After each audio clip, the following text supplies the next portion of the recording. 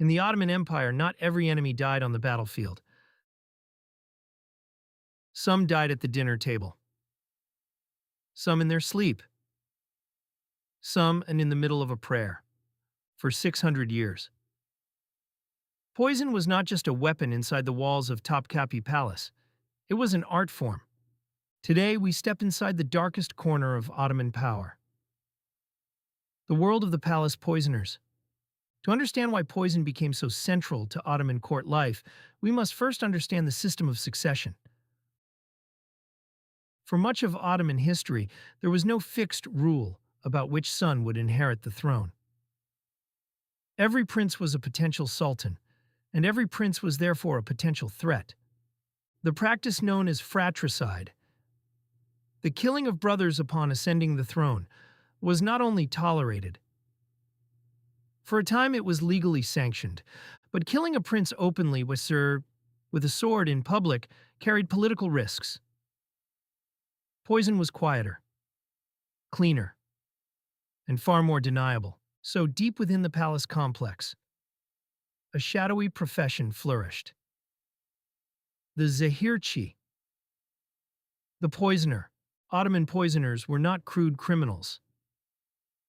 They were scholars, herbalists, physicians who had spent years mastering the line between healing and killing.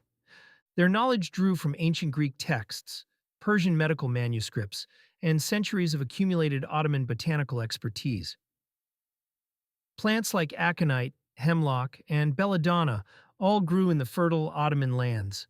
The most prized poisons were those that were invisible, tasteless, odorless, and slow, sometimes taking days or weeks to kill, making the death appear completely natural. Even the Sultan himself was not considered safe.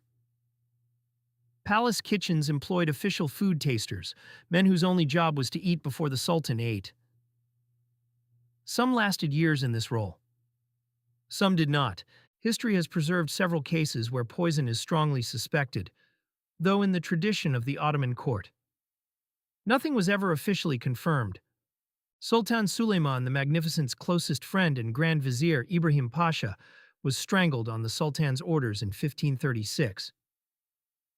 But before that night, he had reportedly been complaining of sudden illness for days. Historians still debate whether the illness was assisted. Perhaps the most chilling case involves Hurrem Sultan herself, the woman known to the West as Roxolana. Multiple sources from the era accuse her of using poison to eliminate rivals within the harem and to secure the succession of her own sons. None of these accusations were ever proven. None were ever truly investigated. And then there was the curious case of Sultan Mustafa I, who survived 2 depositions, multiple assassination attempts, and died peacefully of old age. In an empire where poison was this common, simply surviving was its own kind of miracle. The art of palace poisoning did not die with the Ottoman Empire.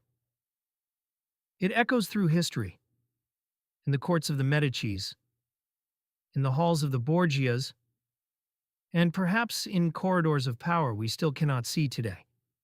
Because the oldest truth of power has never changed.